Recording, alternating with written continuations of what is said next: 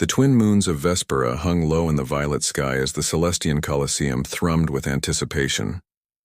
A vaulted dome of gleaming ceramite and phosphor-lit struts, the arena sprawled across nearly 2 kilometers of reclaimed desert, where shifting dunes met oxidized steel pillars. Hollow ads flickered above every skybox, hawking everything from nutrient synth beers to corporate-sponsored freedom packages. Months of rent and citizenship rights for the gladiator who claimed victory that day. From the highest tiers, corporate chieftains and planetary governors sipped their synth champagnes, their masks of perfumed serenity belying the hunger in their eyes. Below them, plebeians packed the lower rings, faces painted in gang colors and tribal totems, stamping their feet in rhythmic chants that echoed like distant thunder. Somewhere in the mezzanines, the underworld syndicate's enforcers bartered credits for insider tips. Which fighter had the augmented neural link, whose armor plating was secretly shod with anti-energy mesh? At the command bastion, a squad of winged announcer droids hovered above the central paddock, their stainless steel chassis gleaming under the halo of plasma girders. They carried the voice of the High Adjudicator, a woman whose word was law within these walls. As the final seconds ticked down to the match's commencement, she raised a gloved hand, each finger tipped with a nanite that could liquefy an opponent's bones with a single gesture. Citizens of Celestia Prime. Her voice rippled through the air. Today's contest will pit Cara Valendros, daughter of House Valendros, heiress to an empire of light-year reach, against the slave known only as Orion of Vesta. A roar answered her proclamation, part adulation for Cara, part morbid curiosity at Orion's silent legend. The massive gates at opposite ends of the sand-strewn floor hummed open. Cara emerged first, floating down the ramp in her serum armor suit, its iridescent panels shifting from violet to cyan with every step. Her hair, woven with celestrium filaments, glowed like starlight. 2 hover surlocks trotted at her heels, scanning the floor for hazards. Cara paused center stage, raised a slender arm and surveyed the crowd. "I stand before you," she called, voice amplified by 100 feedback loops. "Not merely as your champion, but as the rightful inheritor of power across the galaxies. This slave, this mongrel of a conquered world, believes himself worthy of a name. Today I will remind him and all of you of the natural order." From the shadows, the gate at the far end shuddered. The crowd stilled as Orion stepped into the violet haze. No armor, no hover aids, only a rough-spun tunic, stained and frayed at the hem, and battered vambraces that had seen 1,000 blows. His face was half hidden beneath a hood, but his shoulders were set straight, his gaze unwavering. A ripple of shock ran through the audience. They had expected Cara's usual puppet opponent, some trainee from the Valendros Academy, genetically engineered for peak performance. Instead, here stood a man who had spent years in the slave pits of Vesta, forging his body and mind under perpetual agony. Cara laughed, a cold crystalline sound that cut through the charged air. She spat, and a molten droplet of synth saliva splattered against Orion's boot. The hiss it made drew a collective gasp. "You dare stand before me?" She sneered. Orion did not move, he did not flinch. His silence was a challenge more biting than any insult. The droids above stilled. Even the wind machines that kept the sand from burrowing into circuits seemed to pause. The High Adjudicator's nanite-tipped glove glowed crimson. "Fighters, to your marks!" A gong of pure graviton resonance thundered deep beneath the Colosseum, and the sands vibrating beneath their boots signaled the start. Cara's serum armor panels flashed to life, drawing power from the rim of the arena's fusion grid. She swept her glaive arm upward. Twin arcs of searing plasma coalesced into a lethal blade. Orion's eyes flicked once to the weapon, then back to Cara. He shifted, not forward, but sideways, as if pulled by an unseen magnet. A cloud of powdered Ceres sand billowed around his feet, fractal motes catching the neon glow. Time slowed for those watching. The web of plasma bending toward Orion, the slump of Cara's shoulders as she realized her strike would miss, the ripple in his muscles as he drew on every ounce of his forged resilience. And then, in a single heartbeat, he was upon her, his fist a piston of reinforced polymer. The blow landed on Kara's unshielded side. The crack echoed like a solar flare, and her ceram armor panels fractured with a scream of tortured metal. She staggered, her glaive sizzling to ash in her hand. The sand swallowed her knees. A thin line of blood traced a comet's tail down her ribcage. Silence fell. Then the arena shattered into cheers. Orion knelt beside her, offering a hand. A gesture laden with unexpected mercy. Kara's head lolled, pride bleeding out alongside the crimson rivulet. She spat again, but this time it fell on the broken glaive. Orion rose, brushed the sand from his tunic, and turned his gaze to the high adjudicator. In that moment, the rings of the Colosseum pulsed with a new truth. Power need not wear titles or armor. A slave could stand unbowed and without a word rend an heiress asunder. The arena doors hissed open, the hover stretcher gliding in to claim Kara Valendros. As the roar of the crowd faded to a hushed chant, "Orion, Orion!" The silent gladiator walked from the sands, his head held high, the molten droplet still darkening his boot like a promise of revolt. The graviton gong still reverberated through the Celestian Colosseum when the world snapped back into focus. 30 seconds lay between Orion and destiny. 30 seconds in which every atom in his body seemed to vibrate with purpose. The violet haze of the arena lights illuminated a canvas of churned sand and fractured ceram armor shards at Kara Valendros' feet. Above them, the skybox holoads stuttered, their glossy promises of freedom packages drowned by the electric roar of the crowd. Kara staggered to her feet, slipping her plasma glaive from her side, its blade sputtering like a wounded firefly. She planted her boots wide, breath ragged behind the reinforced mask that shielded her lungs. Pride flared in her eyes, sharper than any weapon. She would not yield to a slave.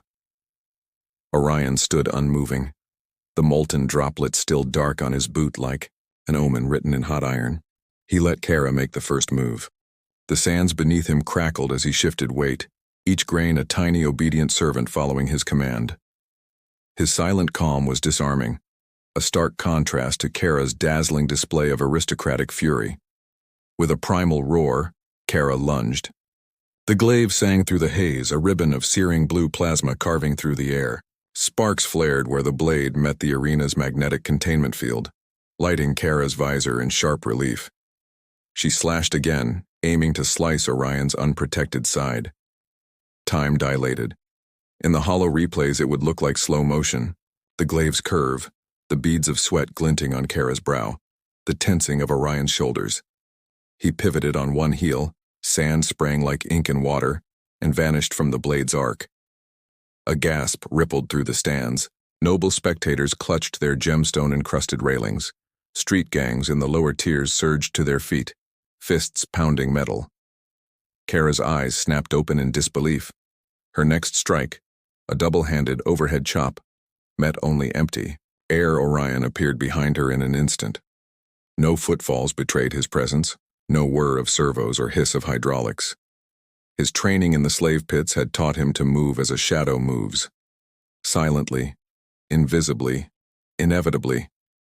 He struck once. His fist, sheathed in layered polymer weave, impacted with the force of a grav-laced punch. The sound echoed like shattering glass. Kara's glaive vaporized where it rested on her shoulder, molten droplets arching into the sand. She folded in half, the plasma residue burning a line across her serum armor. 30 seconds. Mortified, Kara collapsed to her knees. For the first time, the heir of House Valendros felt the sting of true fear. The sand beneath her seemed suddenly too vast, the Colosseum's dome too high, the crowd too infinite. She attempted to lift her head, to glare at her conqueror, but vision swam in fractured shards of color.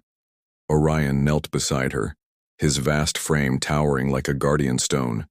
He extended a hand, fingers open in the universal sign of mercy. The crowd thirsty for blood sport hesitated as cheers gave way to a stunned hush. No one expected compassion from a slave. Kara's eyes flickered as she recognized the gesture. Rage warred with pain behind her visor. She spat again, this time not at Orion's boot, but at his outstretched palm. The droplet landed in the sand, a gesture of contempt more profound than any curse. Orion did not flinch. He rose, dusting sand from his tunic with meticulous care, as one might shake loose the vestiges of a nightmare. Every fiber of his being pulsed with unspoken triumph, yet his face betrayed nothing. He offered no victory cry, no haughty proclamation. His silence spoke volumes. That power lay not in titles or wealth, but in the steel of will. Behind him, the hover stretcher hissed into view, carrying Kara's broken form away. Her final look, eyes blazing with wounded pride, seared itself into Orion's memory. He watched until the stretcher doors sealed, until the skybox lights dimmed to marquee glows. Only then did he turn and walk from the sands. Each footstep, a promise heard across worlds. Freedom would come, and when it did, no chain could hold it back. The aftermath of the fight rippled through the galaxy like a supernova. Hollow feeds in every spaceline transmission played the looped slow motion of Orion's decisive strike, his fist crashing into Kara's CRAM armor with a crack that sounded almost mythic. Corporate sponsors reeled as social credit trackers spiked and then plummeted. The public loved a true underdog, especially one who refused to speak. In the back alleys of Vespan Hive City, graffiti artists sprayed stenciled silhouettes of Orion's hooded form above the slogan, "Chains shatter, silence roars." Deep in the Imperial Medbay, where Kara Valendros lay in suspended cell stasis, the heiress seethed. Surgery cicatrices traced her ribs like silver lightning, and each nanobot injected breath reminded her that power was as fragile as flesh. From her bedside taught holographic counselors argued over whether to execute Orion as a traitor or embrace him as a corporate cash cow. Kara's own emissary, Lieutenant Sato, infiltrated these debates, whispering dire warnings of an uprising, should they sentence the silent gladiator to death. Meanwhile, on Vesta's molten forges, Orion worked alone beneath a ragged dome of slag and steam. The clang of hammer on ingot echoed his heartbeat, steady, unyielding. He shaped a small emblem from smelted hypersteel, a phoenix breaking its iron chains, wings unfurling. Each feather bore not just an ornamental line, but the weight of thousands of slaves who had died in the pit of corporate greed.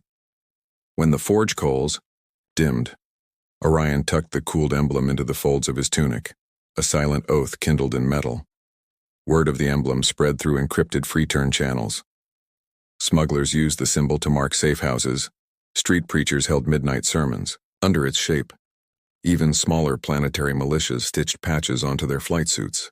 The Council, alarmed, commissioned PsyOps drones to manufacture doubt. Orion is a monster. He killed a noble. Obey orders. Their hollow ads fell flat. Public sentiment had already shifted. The people saw a hero, not a monster. Back in the HFY Council chambers on Celestia Prime, Chancellor Mora convened an emergency session. The chamber's glass floor looked down on the glistening sands of the Colosseum, a stark reminder of where power truly lay. "Release him," murmured Delegate Haran, voice trembling. "Let him speak. Hear his demand." Others shook their heads, fearful of his unknown intentions. Kara, watching from her medpod, clenched her fists, the ember of vengeance still alive, coiling in her chest like a vengeful serpent. As the chamber adjourned without resolution, Orion's emblem burned across every holoscreen, a call to arms without words. In the silent forge where he had most at home, he raised the phoenix beneath the glow of molten lava. No trumpets sounded, no cheers erupted, but all across the stars, in the hearts of the oppressed, a single truth was born: rebellion need not shout to be heard. A fortnight after the emblem of the phoenix first flickered across the hollow networks, the Celestian Colosseum once more buzzed with restless energy. But today's contest was unlike any other. No challengers waited in the gates, only Orion of all. Vesta stood at center stage, hood drawn back, the hypersteel phoenix shining against his tunic. The sands beneath him bore the memory of his greatest victory and the promise of countless more. Above, the skybox circuits flared to life as the high adjudicator descended on a silent grav lift. Her nanite-tipped gloves gleamed, but there was no menace in her posture. At her side, Chancellor Moore and Delegate Heron exchanged glances heavy with history in the making. The crowd fell utterly still as the adjudicator spoke. "Orion of Vesta," she intoned, voice resonating through the dome. "The Celestian Council hereby acknowledges your feat in the arena and the movement you have ignited across our worlds. No longer bound by chains or blood debts, you are granted full citizenship and a choice." A wave of anticipation rippled through the stands. Some expected him to pledge fealty to the Council, to serve as their emblem of unity. Others whispered that he would denounce the Empire outright. Orion's gaze swept the vast tiers, from the corporate magnates in crystalline skyboxes to the ragged survivors of forgotten sectors in the lower rings. In his hand, the Phoenix emblem caught every neon shaft, fracturing light in 1,000 colors, an echo of liberated hope. The High Adjudicator continued, "Will you accept the mantle of Imperial Champion, fighting under our banner? Or will you embark on your own path, free of all masters?" Silence. The artificial breeze cooled the crowd's fevered breath. Then, clear and unwavering, Orion spoke at last, his first words reaching every ear. "I choose freedom, for everyone." A collective exhale swept through the arena, followed by an eruption of cheers that rattled the domed vault like distant thunder. In that roar lay the sound of countless chains breaking across countless worlds. The adjudicator inclined her head, nanits dimming as though in deference. Chancellor Mora stepped forward, offering him a sash of office, an honor he gently laid aside. Delegates unfurled the Council's decree on glowing parchments. Orion was free, his future unwritten by any hand but his own. As holographic fireworks blossomed overhead, Orion strode to the edge of the sand, raised his Phoenix emblem high, and then turned, walking out of the arena doors into the unknown. Behind him, the crowd chanted his name, not as a slave, not as a champion, but as a herald of a new era. In 30 seconds of fury, he had broken an heiress. In 30 days of silence, he had ignited rebellion. And now, with 3 simple words, he shattered the final barrier. The rule that even the greatest power must bow to no one. Thus, the Colosseum's sands lay reclaimed, not as a stage for titans and tyrants, but as fertile ground for freedom's dawn.